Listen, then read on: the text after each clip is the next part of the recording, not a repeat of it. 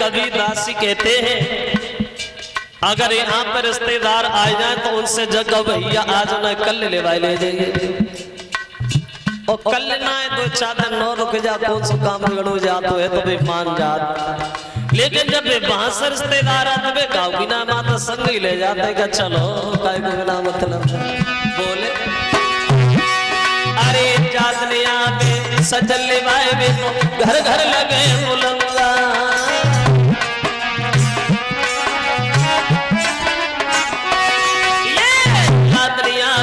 सजल लेवाए वे तो घर घर लगे बुलंदा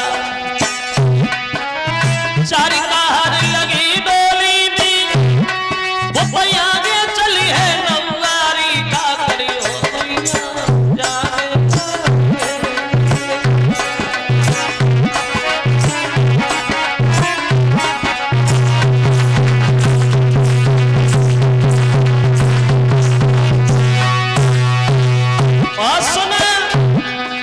संग संगाती सब दुरियाती कोई न संग जबुआ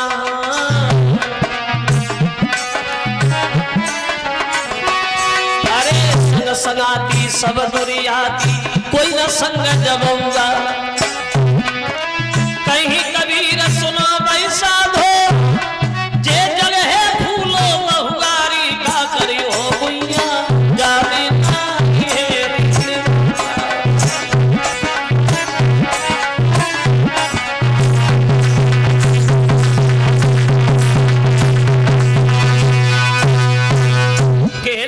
मतलब श्रोता बंधुओं निश्चित है वो उसी समय पर आएगी और जिस समय मौत आ जाएगी एक घड़ी न टलने पाएगी और बैठी है दुनिया कमर कसे बस चलवे ही की तैयारी है और वो चल देता है बिना कहे और जिसकी जिस दिन की बारी है।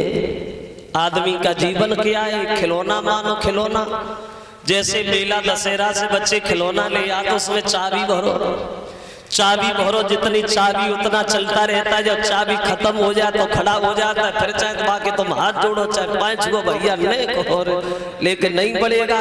लेकिन समय जितना है उतना ही रहेगा। तो परीक्षित जी मौत का नाम सुन के डर गए तो इन्होंने घर छोड़ा परिवार छोड़ा दौलत से भरा हुआ भंडार छोड़ा और ये महात्मा बने और जंगल की तरफ भाग गए। वो ही मन में विचार आ रहे परमात्मा मैंने बड़ा गलत काम कर दिया जो महात्मा का अपमान किया मुझे ऐसा नहीं करना चाहिए था। जब तक्षक नाग मुझे डसेगा तो मेरी मौत हो जाएगी और मुझे अधोगति में भटकना पड़ेगा। और रोते हुए भागते जा रहे हैं जंगल की तरफ और इन्हें वन में व्यास के पुत्र श्री सुखदेव जी मिले और सुखदेव से इनकी भेंट भई। बोले इधर आप परीक्षित महाराज रो अभी तुम्हारे जीवन में 7 दिन शेष है। अगर गौर से देखो तो हर आदमी के जीवन में 7 ही दिन शेष है। 7 ही दिन में आदमी पैदा होता है 7 ही दिन में बड़ा हो जाता है 7 ही दिन में सब कुछ कमा के गमा लेता है 7 ही दिन में भला बुरा बनता है और 7 ही दिन में दुनिया से चला जाता है। 8वें दिन तक कोई जिंदा नहीं रहा क्योंकि ब्रह्मा जी ने आज तक 8वां दिन बनाया ही नहीं। बोले 7 दिन इधर हम तुम्हें भगवान की पावन कथा सुनाएंगे। आशा ही नहीं बल्कि पूर्ण विश्वास है कथा सुनने के बाद वो तक्षक नाग तुम्हारा कुछ नहीं बिगाड़ पाएगा। अब देखो परीक्षित को सुखदेव कथा सुनाने के लिए बात बैठी गई। एक बात और हम आपको बताएं जल्दी जल्दी में ये सुखदेव कौन थे।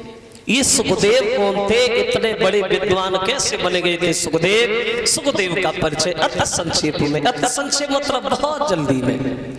ये सुखदेव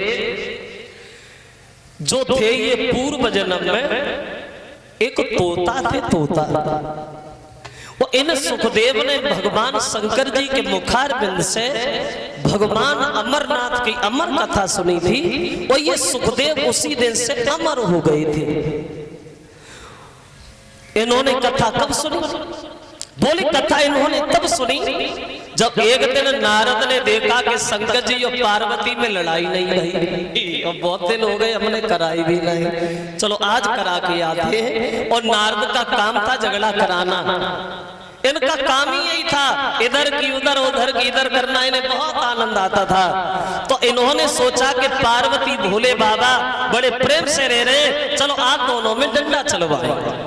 अब चले नारद कैलाश पर्वत पे। कब चले? नारद ने देख लिया कि शंकर जी नहीं है, अकेली पार्वती है। मौका पा करके बोले अब ठीक है, अब चलो। बीड़ा उठाया और बजाते हुए नारद आगे बढ़े और वो एक गीत था नारद का, गुनगुनाते हुए आगे चले धीरे धीरे।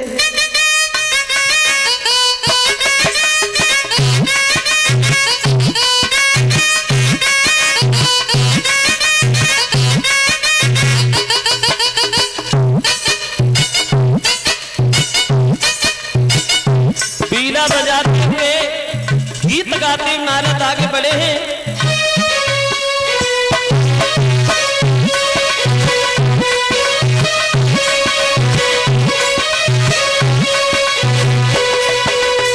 चले नारद, आज सकते आप लोग भी गाते चले धीरे धीरे।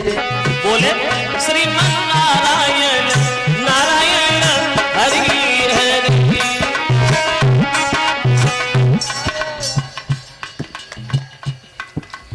बोलो ओ सब लोग बोलो, बहुत जरूरी होता है कीर्तन बोलना। कथा में बैठ करके कीर्तन बहुत जरूरी है। आप लोग भी पीछे बोलो, बोलो ना तो हंसो, जरूर बोलो, बहुत जरूरी है। भजन नारायण नारायण हरि हरि।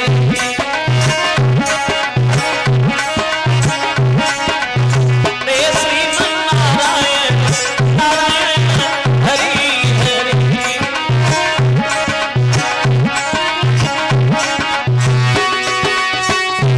ये नाम बड़ा अलबेला है,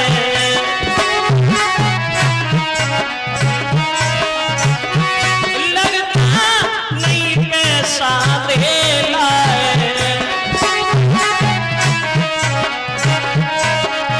ओ लक्ष्मी नारायण नारायण हरि हरि। हे श्री नारायण नारायण हरि हरि।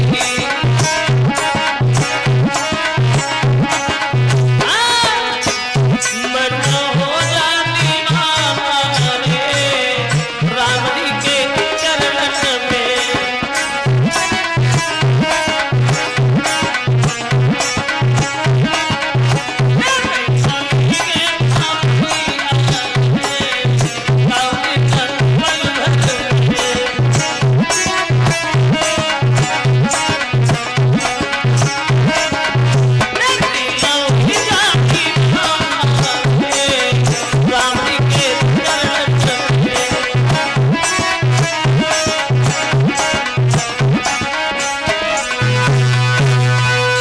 चले नारद, नारायण गात, क्योंकि शंकर जी ये बात किसी को नहीं बताते।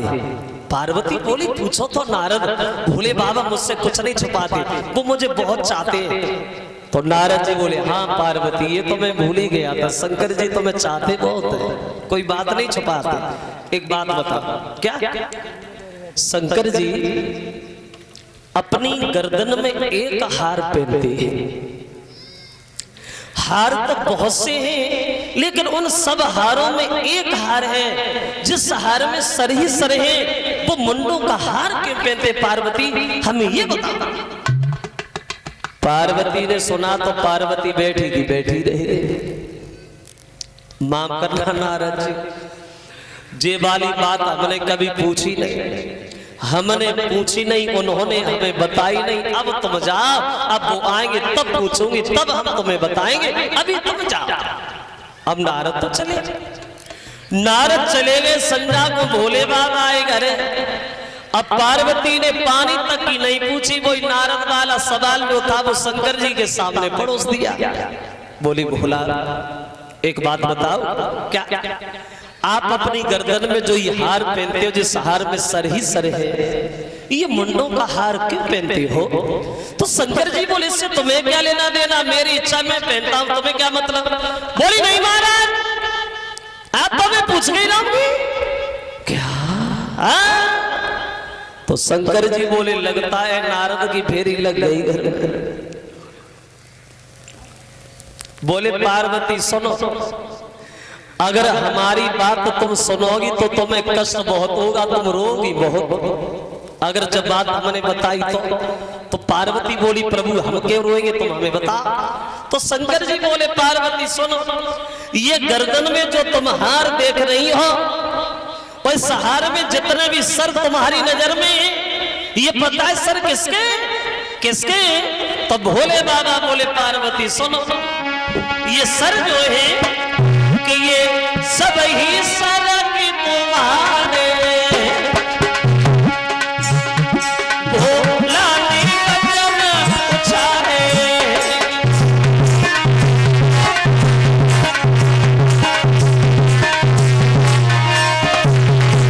ये सब ही सर की तुम्हारे, भोला ने वचन उचारे।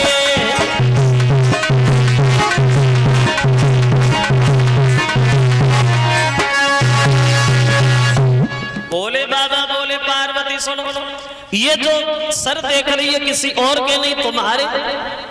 पार्वती जी बोली मेरे? हाँ, तुमने ध्यान करो, ब्रह्मा जी से वरदान मांगा था, जब जब हम जन्म लेके आए तब तब भोले बाबा की पत्नी बने।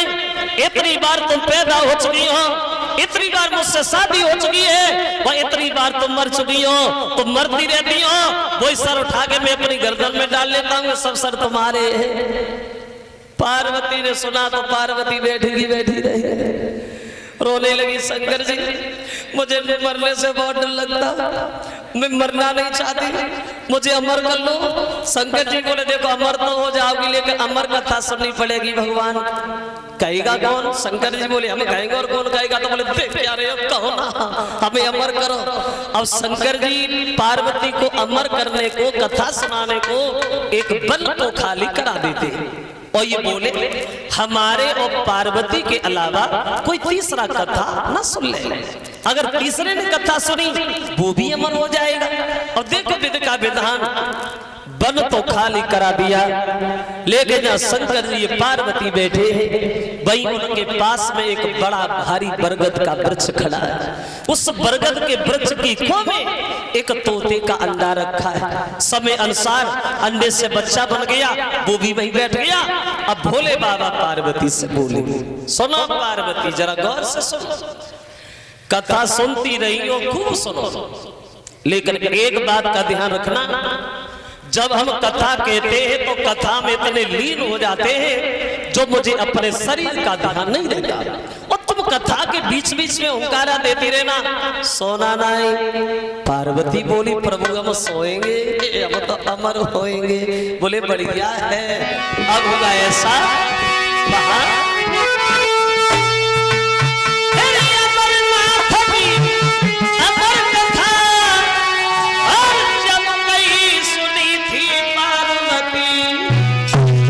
उत्तराखंड में लगाई आसन बैठ गए।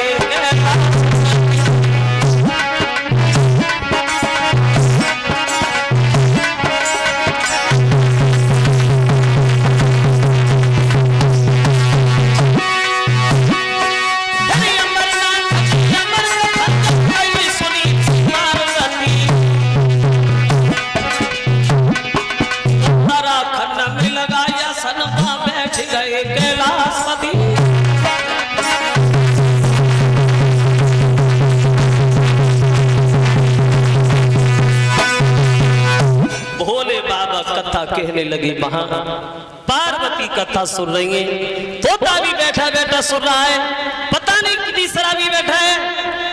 और कुछ दिनों तो पार्वती कथा में लगी रही, भक्तों कथा सुनती रही। अब थोड़े दिनों के बाद पार्वती को नींद लग गया, और जब नींद लग आई तो पार्वती ने धूप लगाई, सोई गई, सुन गई कथा। अब हुआ ये थोड़े दिनों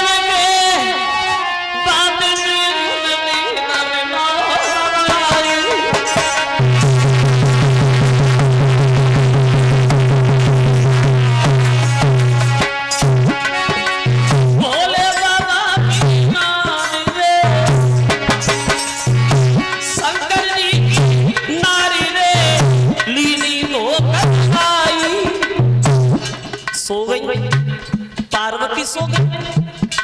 अब शंकर जी को नहीं पता कि पार्वती सो रही, कथा सुन रही है, लगे अपनी राम धुन में वहां हुआ ये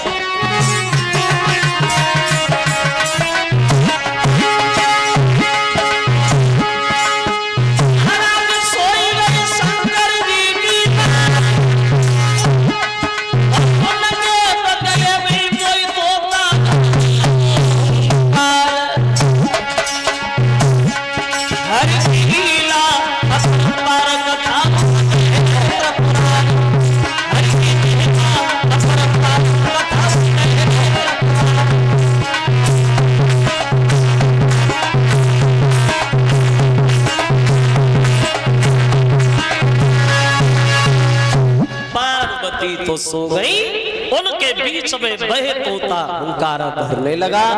और जब हुंकारा भरता रहा, कथा जब खत्म हुई तो भोले बाबा बोले पार्वती अब काहे को लेटी हो, खड़ी हो जा, तुमने कथा सुन ली, अब तुम्हें कोई नहीं मार पाएगा।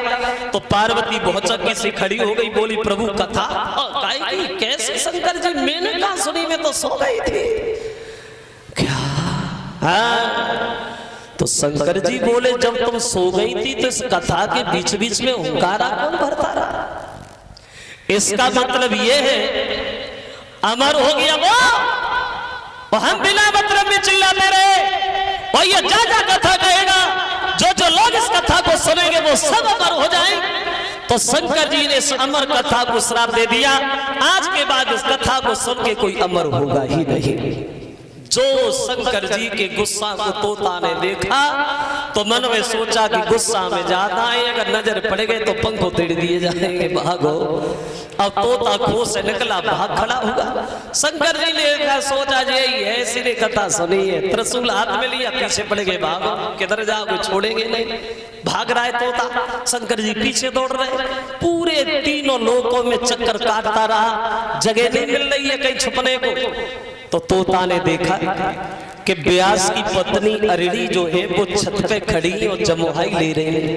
तोता ने मन में सोचा इससे बढ़िया जगह और कहीं नहीं मिलेगी, छोटा सा भेष बनाया और मोह के द्वारा पेट में घुस गया। शंकर जी दरवाजे पे आए, व्यास इधर आ, अभी तुम्हारे घर में मेरा चोर आके छुप गया है, उसे निकाल कर बाहर फेंक दो, हम उसे मारना है। तो व्यासी ने दोनों हाथ जोड़े, बोले माफ करना भोले बाबा, हम तो घर में ही सुबह से, मेरे सामने तो कोई नहीं आया, चोर के दर से आ गया। तो पत्नी बोली प्रभु ऐसा लगता है कि तोता का बच्चा तो हमारे पेट में चला गया। तो शंकर जी से व्यासी बोले महाराज क्षमा करना, अगर वो तोता आपका दुश्मन है तो पहले हमारी पत्नी को मारो फिर हमें मारो। तो शंकर जी बोले भैया व्यास हम तुम्हारी पत्नी के मारे, इसका क्या दोष है, दोषी तो ये है जो पेट में घुसा है। हम इस तोता का इंतजार करेंगे, ये तोता पेट में कब तक रहेगा, हम तब तक जाएंगे नहीं जब तक ये बाहर नहीं आएगा। धूनी रमाई दरवाजे पे बैठ गए, तो मंदिर हम बाहर हमें करना है क्या, जैसे उधर वैसे इधर। और शंकर जी दरवाजे पे, तोता पेट में। एक दो दिन नहीं, एक दो महीना नहीं, एक दो साल नहीं, उस तोता को पेट में छुपे छुपे 12 साल हो गए वहां, 12 साल। तो 12 साल जिस समय बीते तो व्यास की पत्नी के पेट में दर्द होने लगा। और जब दर्द शुरू हुआ तो शंकर जी से व्यास जी बोले महाराज आप जाओगे नहीं, आप जाओगे नहीं, तोता बाहर नहीं आएगा, और तुम्हारे चक्कर में लगता है हमारी पत्नी भी गई। तो वहां विष्णु भगवान आ गए, और विष्णु भगवान ने वहां एक बात कही है, तोता से इस पेट में कब तक छुपे रहोगे भैया, खुद परेशान हो रहे हो, दूसरे को परेशान कर रहे हो, बच्चा बन के जन्म क्यों नहीं ले लेते हो। तो पेट से ही तोता ने आवाज लगाई, हम पागल हैं, शंकर जी बैठे त्रिशूल लिए, हम नहीं आएंगे, और हम तब तक नहीं आएंगे जब तक ये दुनिया निर्मोही नहीं हो जाती। तो एक पल के लिए भगवान ने इस दुनिया को निर्मोही बना दिया, किसी को किसी का मोह नहीं रहा। तो शंकर जी भूल गए हमारा कोई दुश्मन है, तो मौका पा करके उस तोता ने वहां जन्म लयो सुख देव ने, बे नरा लपेटे अंग और चले भागते बनी को, तबे लगे प्यास जी संग। पैदा हुए सुखदेव, पैदा होते ही होते जंगल में भाग गए। तो